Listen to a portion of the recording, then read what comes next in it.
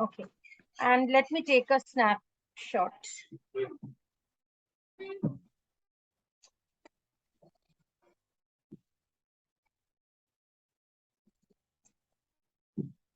Good to take class after so many months, ma'am, because I had a gap.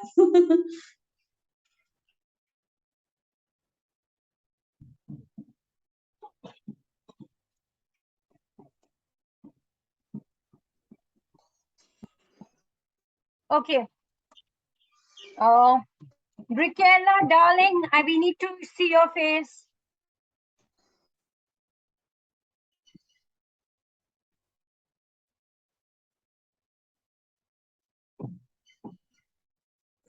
I know Brickella looks like one of those Disney princesses, but we need to see your face. Yes, yes. Good. Hello, good evening. Okay. Hello. Yeah. So Yes. today we are going to do this. Sorry for. You're outside. How lovely. Okay. So we are going to do this lesson a little differently from how we've been doing it so far.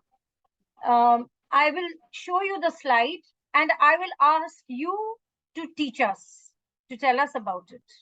All the Okay. information will be in front of you. So you look at the slide and you've already read it. So you are going to explain to us. Okay. And Binu has run away. Okay. Here. So what I want is that if anybody has any inputs, okay, I will ask you individually to explain whichever slide, okay?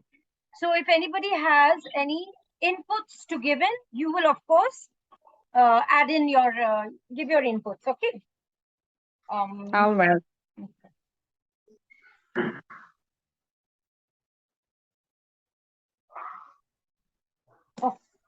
So today we are going to do this, principles and approaches of early childhood education. Principles means the theoretical ideals, the basic theories on which childhood education was founded. Okay, so in this module, we are going to talk about, of course, Montessori, then Froebel, Piaget, Reggio Emilia method.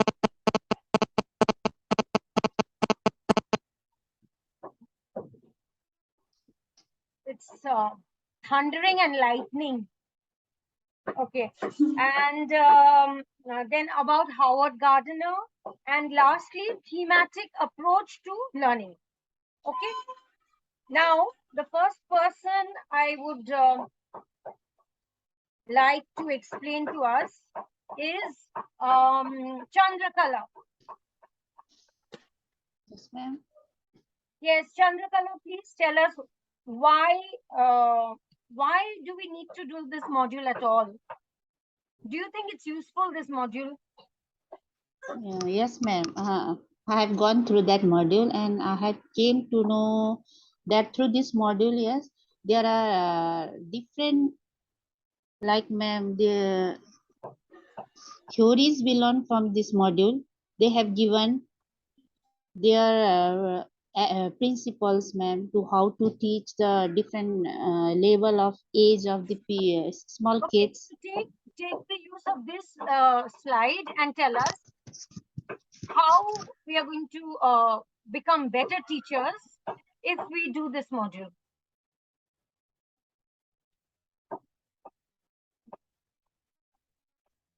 Ma'am, this module will help to become a good teacher.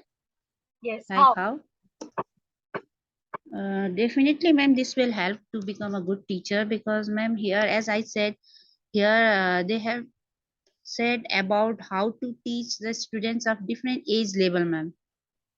Like there are different principles and approaches they have given, like Maria Montessori, or that ma'am. There are many, I have forgot name. They have given their own way, ma'am, their own ideas. Like child have different type of their characters, behaviors. So teachers also have to be adapt the different type of environment, or maybe the way of teaching to them. Even the way of teaching to these students according to their age also they said important here. uh, they said about that how the children learn from the senses, five senses, ma'am, and how they learn naturally, or maybe they learn from the environment. Okay. So, um, like we saw in the previous module, according to educational psychology, we saw that education, the process of learning, according to psychologists, changed over the years. Yes. Yes. So when we came to the final understanding that it involves the brain, it involves behavior, and learning can Yes, take ma'am. place not only when behavior By changes, playing, yes, ma'am. yes, but also when we are mentally connected with our learning. Yes, because the brain has to be creative and has to recognize something, and then learning has taken place. Okay, so this slide tells you what is learning. Okay, the key words here are cognitive. That means when you recognize something, you know that okay, this is a cell phone. You know, emotional, because the person learning has to be involved emotionally in the class.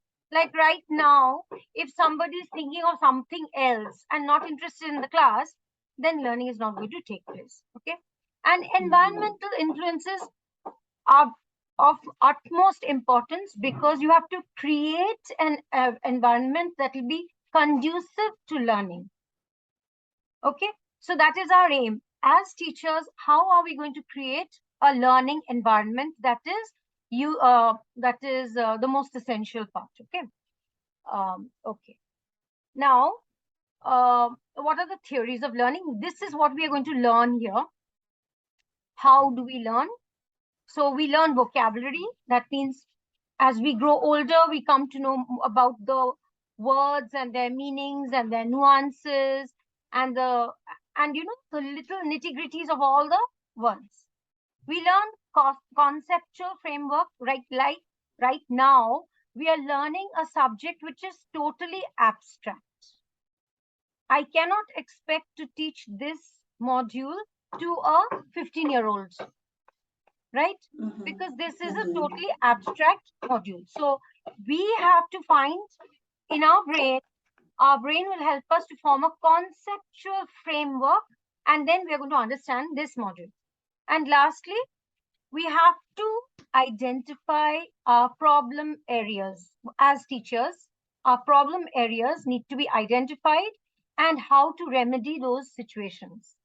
Okay, for example, distraction in the class, lack of interest or motivation.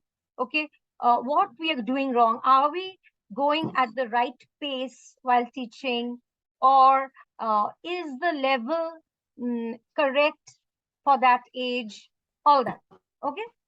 Now, somebody is going to tell me about the Montessori approach.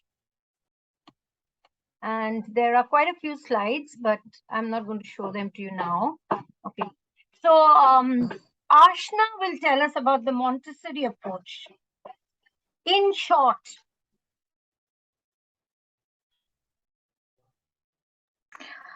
According to her, children learn from observation. They see around us, they observe their elders, what we do. They learn from us. Yeah.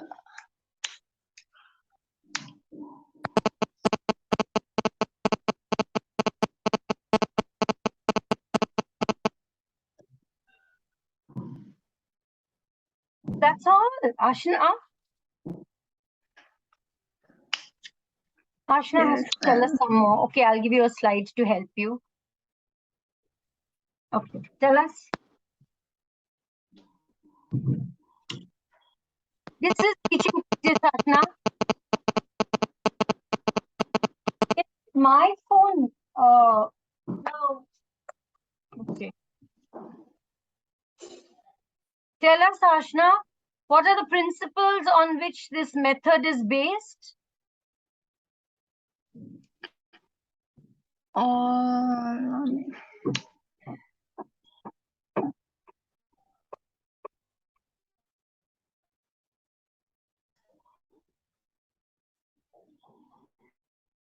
The surrounding around there, the environment should be maintained. Should be maintained. How? And mm, Can I help, Ashna? Yeah, of course, of course. Yeah. Yes.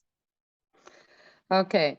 I could say according to the methods of Montessori teaching way or techniques is something that they are very specific, and the teacher is very is a kind of way the model of just directing the student or the child or the young learner, directing to do the work himself.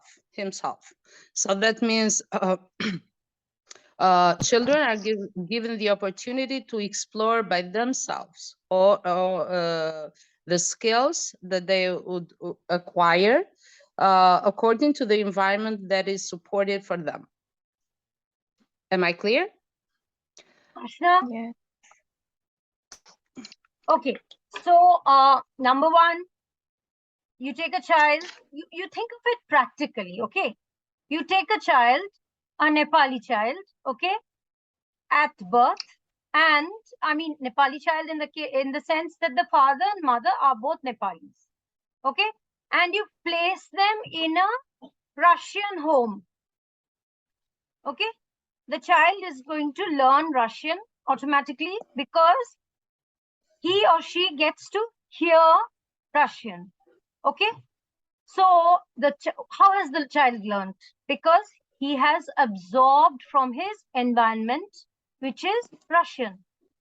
Okay, he will learn. So even though he was not a Russian by birth, he will become more Russian because of his environment. Okay. Okay. So now let's look at a typical Montessori classroom. Okay. Okay, this much. Okay, and I want Binu to explain to me what the characteristics or what are the main things you should look for in a Montessori classroom. Yes, ma'am. In a Montessori classroom, okay, Yes, ma'am. what should be provided? What should you find in a Montessori classroom to be a good Montessori classroom? Okay, ma'am, there are actually many ways the teacher can help a student. Actually, the simplest thing that we can do is from the objects learning. First thing, because the objects with children play with the object, small like circle or anything which we can make them understand, like something somewhat of a football. So in football, we can, there is a written A, B, C, D, E, F inside the football, So I have that same with my kid, So I prefer that as an effective learning with the students, and then showing them videos. Binu, you have not, I think you have not understood my question. Okay. My question is, what are the parameters of the Montessori classroom? What should be there in a Montessori classroom? Typical Montessori classroom. Actually, ma'am, class Don't should tell be me well from your maintained. personal. Don't tell me from your personal thing. Look at the slide. I'm giving you the slide as a hint. Okay. Ma'am, And actually, classrooms should be very, colorful, so they should be a focus. The purpose of light should always be there, and they should be a pictures, there should be a charts, and sometimes we can have a plants also, a simple plants, not a harmful plants, and the things which they can sit is very comfortable, and they play in the classrooms. Like out here in the picture it's shown, there is a huge carpet written with the alphabetical carpets, or there in the walls, and the pictures are very bright, written with the so many alphabets and numbers. With the little preschoolers, we can write with the Sunday, Monday, some sort of like that. So ma'am, we can visualize things. So if children also visualize things in the wall, so they learn it from that way only, with the help of that way. And as a teacher, we can help them out if Okay, they okay, don't okay, understand. okay. So what I'm looking for is everything should be on the eye level of the student, the height of the Yes, student. exactly. Eye. Yes, ma'am. Right. Okay, so you see everything is low. There's nothing high. Yes. Okay. Then there's a central open space which is a play area. Child can play. Yes, play Come, area a where play child can area, comfortable. come a study area. Okay. Then natural Okay. plants, which you have already stated, bringing the living nature into the classroom.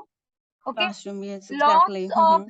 of equipment, puzzles to play with.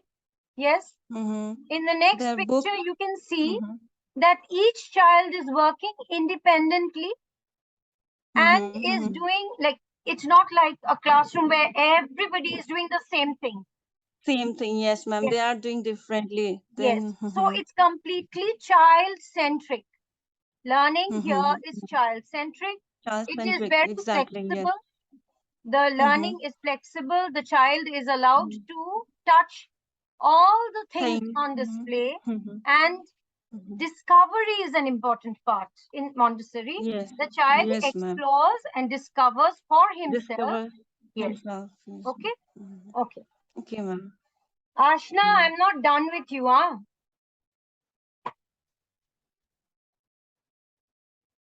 Okay. Yes, ma'am. Ashna, I'm going to ask you another question.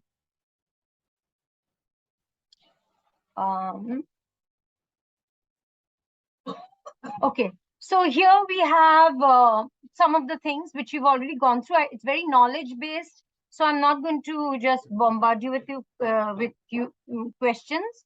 So tell me the three things. There are three things Montessori education aims at. Okay, mostly three things. What are those things, Ashna?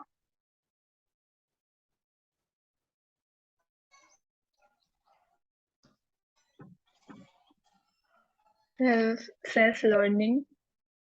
Sorry, I didn't get that. Sorry. Ma'am, can you repeat the question? Yeah.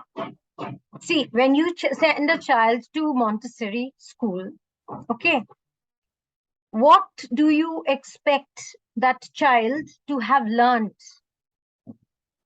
by the end of Montessori? Like 6 years, no? 3 to 6 years. By the end of Montessori school, what should the child know?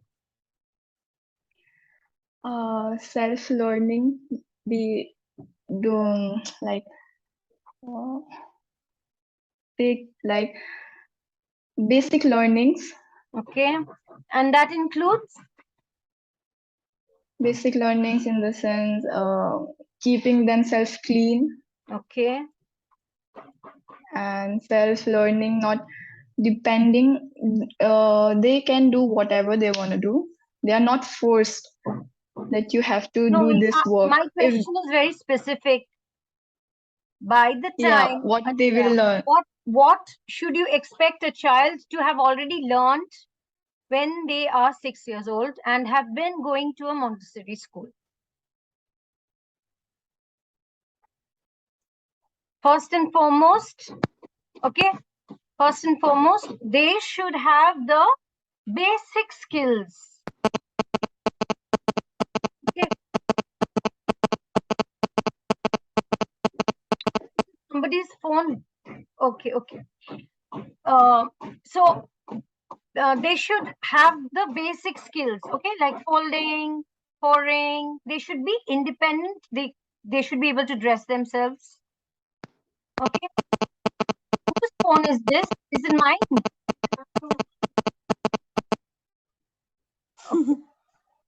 Okay. Secondly, they should know how to behave And in society. When they get out of school, they should know how to behave. By behaving, I'm not talking about like be prim and proper or that type of. They should not feel awkward in a social situation. They should be at ease in a social situation. Okay. Now, like before, when this session ends, you take a 5-minute break and you rejoin in the same link. Okay. Okay, ma'am. And what is the third thing? They should be able, like self-learning. Okay, you should Mhm. create a Make the habit. curiosity, discovery, exploration. These qualities should be in the child so that they are able to absorb more and more from the environment. Okay. Okay, now I'm going to give Alda the difficult. Okay, so some of these Montessori equipments are displayed. Okay, these are for fine and gross motor skills. Fine motor skills are with the fingers, how to hold a pencil, how to be exact in what you do, smaller stuff like writing and all that. Those are fine motor skills. Gross motor skills are with big things like holding a ball, walking, running. Okay. Second is shapes and third is colors. And these are the equipments used. So can Alda explain to me how to use this equipment? Okay, actually, according to Montessori's method or school, I could say that they use this mainly in everyday activities of young learners, and this involves their brain to go and catch the information through just touching, because we already said that because of young learners, some learners they need really to touch and produce the teaching or the learning process. They could produce it just by grasping the object. So mainly in mathematics, these are used in common, and through shapes and colors, these are the factors that grasp the attention of young learners. So through daily activities, these are common objects that through Montessori school, they are there always. So they must always be used in everyday activity, and they could not be out of the class. Just they stay there.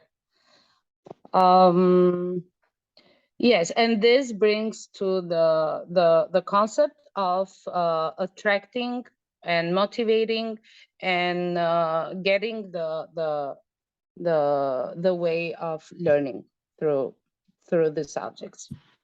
Okay. Does anyone have anything to add to this? Okay. Okay. Let me show it to you.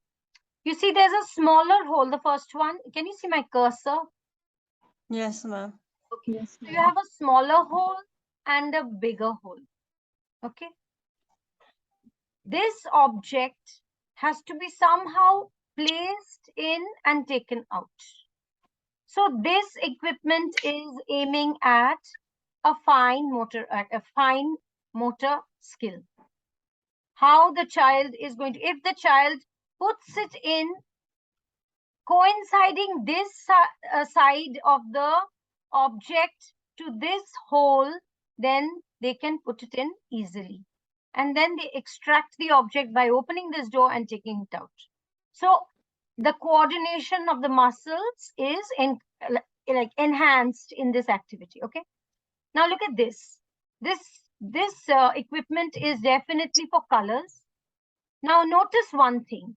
When the teacher wants to teach colors, he takes the same shape. They are all squares. The colors are different. So if you want to teach a child colors, okay, don't take one pen for black, a strip of medicine for pink, I don't know, a cream to show pink. So don't take different objects, then the child gets confused. Are we talking about the shape of the object or the color of the object? This is according to Montessori, okay? So when you're teaching colors, the shapes have to all be the same, the colors are different. Got it? Okay, now look at this. This, we are learning shapes. Now notice that the colors are all the same and the shapes are different. So that the child doesn't get confused. What am I learning here? Is it colors or shapes? If you make the sphere red and the cone blue, then the child is going to get confused. Are we learning shapes or colors? So the same colors, and you can see it's 3-dimensional as well as 2-dimensional. So to give a proper concept of shape to the child, that it can be a 2-dimensional figure as well as a 3-dimensional figure. Okay. And lastly here, this is a kind of a final stage of learning, so that they learn sorting. The children learn sorting, to put all the blues in the blue box and all the reds in the red box. Okay, so you can have this with all the different colors, and the child, if they're able to sort it, this is like an evaluation at the end of teaching shapes and colors. You can evaluate your child whether they've understood what is to be done. So this equipment not only improves their fine motor skills, but also their comprehension of colors. Now, this part is colored, but the bottom is not colored. So if the child places it upside down, then their understanding is not clear. Your instructions have to be very clear. All the colors have to be facing upwards. Okay. All the blues have to be in this box. All the reds have to be in this box. And if the child succeeds in everything, then they have learned shapes and colors. Okay. So this is basically a Montessori equipment. Okay. So we have finished Montessori. Now we are coming to Fribel. Okay. So now who is going to talk about Fribel? Fribel is class KG. We have class KG in India.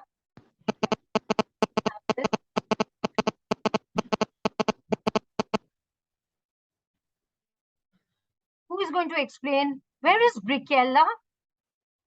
Has she gone off into the mountains or something?